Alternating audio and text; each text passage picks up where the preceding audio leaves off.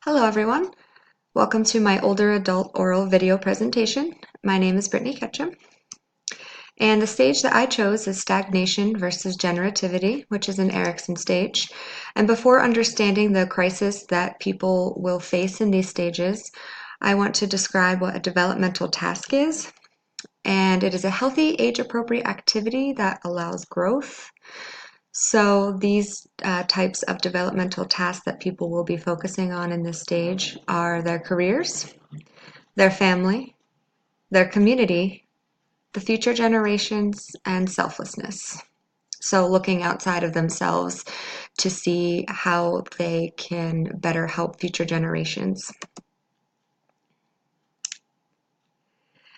And for my interviewee, I'm going to call her Jane. That is, of course, not her real name, but I want to protect her identity. And some important things to know about Jane is that she raised her son as a single unmarried mother in the 1960s, which even in the 1960s, there was a lot of stigma surrounding someone who was unmarried, and of course, being a single mother is incredibly difficult. When she was 29 years old, she lost her mother to breast cancer.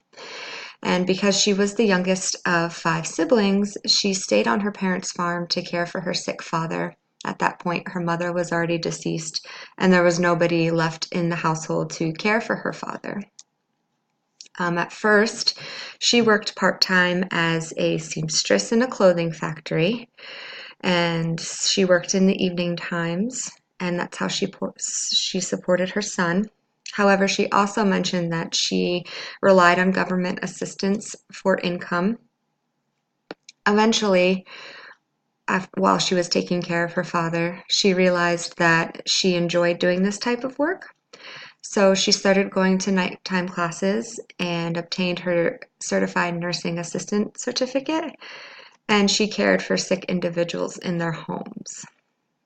She is very proud that she has a right to vote because it was only 20 years before she was born that women were granted the right to vote. So she's very active in politics, and she's proud of never missing a local, state, or primary election. Even now that she's in a nursing home, she still makes it a point to vote. Some accomplishments and challenges that Jane faced. So she invested most of her time into raising her son by herself.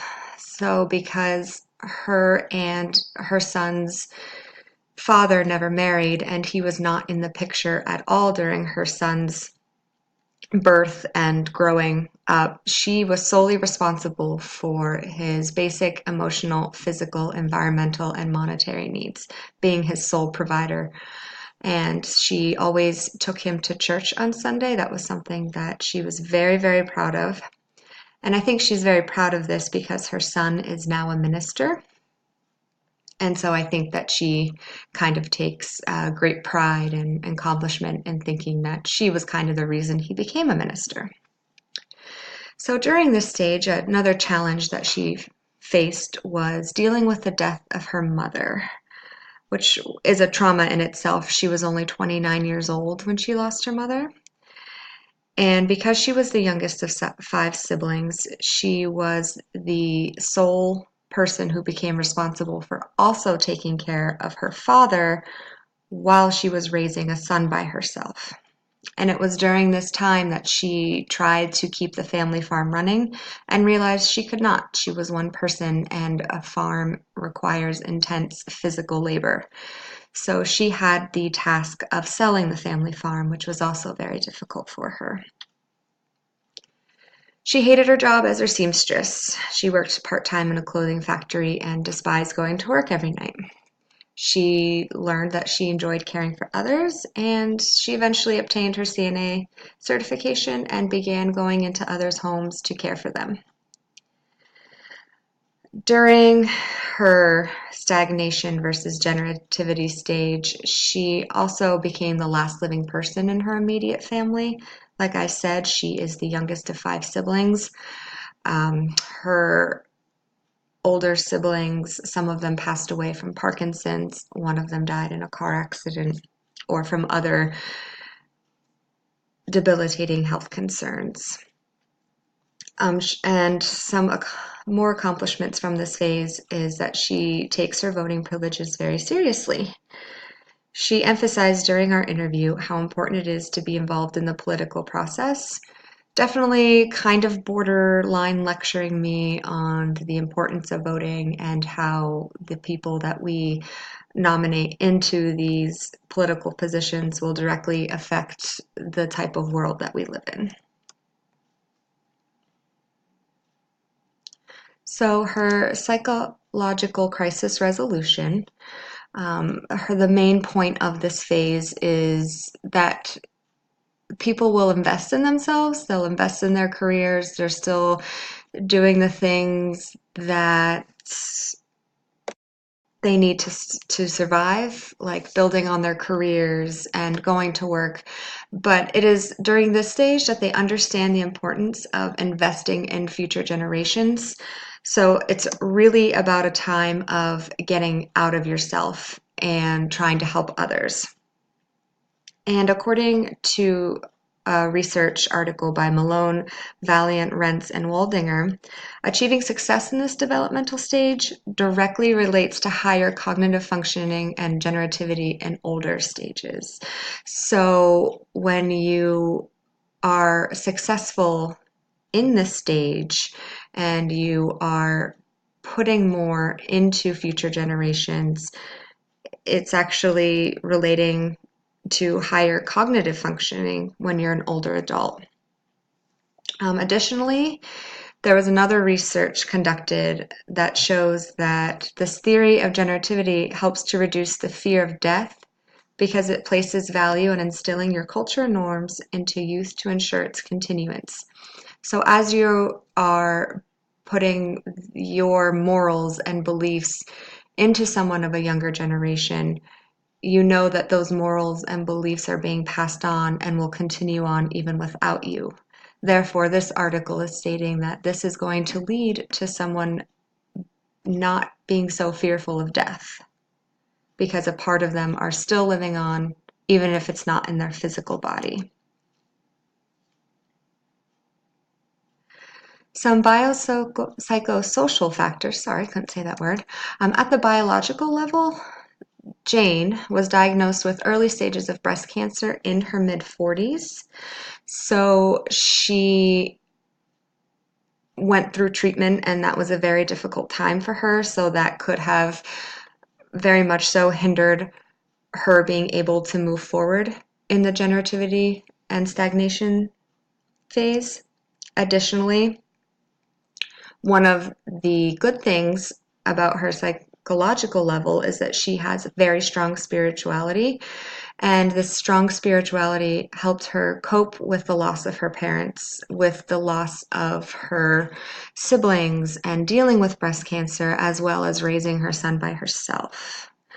And on the social level, she was poor. Her family were farmers, so she didn't come from a lot of money. They grew what they needed to eat and sell a little bit on the side to pay the bills. It was definitely not some type of corporate farm where she was making a lot of money. And at this time, she was just working towards survival. So she didn't have time to invest in a lot of introspection about what she wanted to do with her career and herself. She was just trying to make ends meet to raise her son. Additionally, she talked about the stigma from being a single mother, the looks that she would receive from other parents when she took her son to like a parent-teacher conference, or when she was the only person in the neighborhood who was a single mother and taking him to the playground. She said that she wasn't exactly welcomed by other mothers and she couldn't relate to them. And additionally, at the social level, she entered the nursing field and the caretaker role. Like I said, she discovered this while she was taking care of her father. But she also could have taken on this role because a study on measuring generativity concluded that men reveal a higher rate of generativity than women. And it's those societal roles that could be keeping women from achieving this. So women are expected to be caregivers and they are expected to take care of their family, and it is these expectations that are keeping women from reaching levels where they can do more in their community, like volunteer work, for example.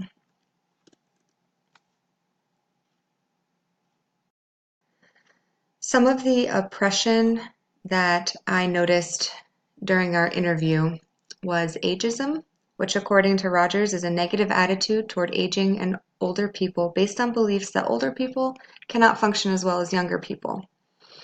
This begins in middle adulthood, and this can occur from community members, the workplace, and even in popular culture.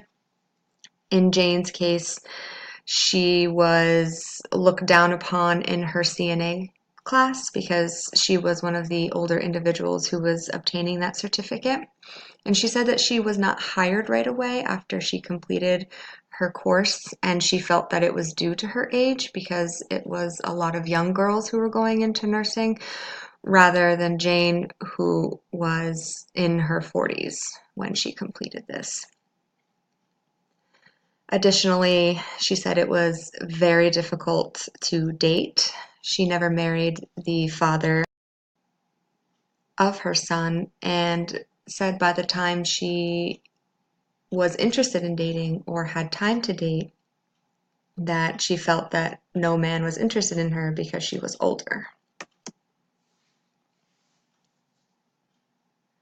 Looking at Jane through a multi-systems lens, I broke it down into two different categories. Some things that hindered her growth.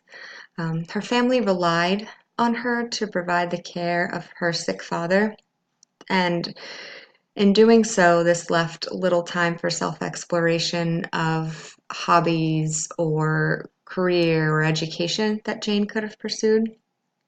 In the community, she did not have affordable childcare to be able to go to work during the day or go to school. So she took care of her father and her son during the day. And then in the evening time, she worked and actually left the baby with her neighbor. As for a macro system level, there were cultural and religious stigma attached to women who have a child outside of marriage, and Jane definitely felt the ramifications of that. She said she was not very welcome from other mothers, and when she was pregnant and did not have a wedding ring on her finger, there was definitely lots of sideways glances that were given to her from other community members in her church. But some things that promoted her growth, her family, in that her family left the home and kind of pursued their own interests, it made Jane realize that she enjoyed this caretaker role. Additionally, it's very traumatic when a family member, especially a parent, is sick and you are the caregiver. And dealing with this trauma may have helped hone her resilience, and that's related to achieving developmental growth. Resilience is kind of overcoming a non-normative trauma, so dealing with the death of a family member or being the primary caregiver for a sick family member. So this could have actually aided in her growing through this stage because she achieved a higher level of resilience. Furthermore, in the community, she raised her son in a neighborhood she deemed safe. So when her son got a little bit older and was able to go and play with his friends, she didn't have to worry that he was getting into violence or gangs. From a macro system level, she received financial help from the government in providing the basic needs for herself and son, so they were able to provide medical assistance and food assistance. The second theory that I chose is a social learning theory, and this is that people don't simply respond to their environment, they process their situations and their surroundings, and they take it all in and they learn from that, and then their behaviors reflect what they learn. There's two ways to do this. There's modeling, and that's people learn by watching others, and there's self-efficacy, and that's the belief that you can achieve something. And in Jane's life, this fits because she watched her older siblings care for the younger siblings, and in that way, she was able to care for her father. And additionally, she couldn't handle the farm on her own, and I think the failure of her losing this farm could be the reason why she decided not to go back to school until much